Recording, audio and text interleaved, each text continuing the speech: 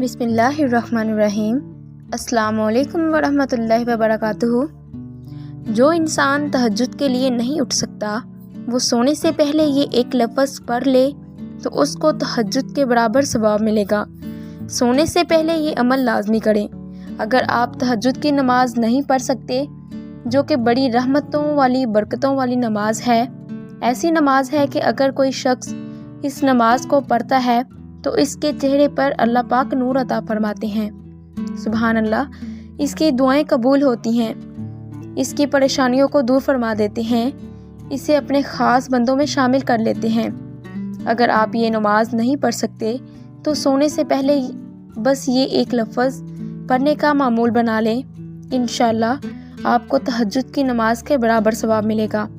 آپ کی ساری رات عبادت میں گزرے گی، ساری رات فرشتے ثواب لکھتے رہیں گے۔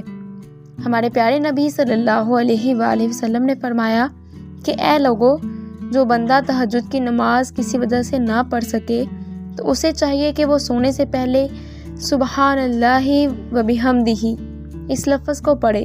اس کو پڑھنے کی برکت سے اللہ پاک اس کا تہجد کی نماز کے برابر ثواب عطا فرمائیں گے۔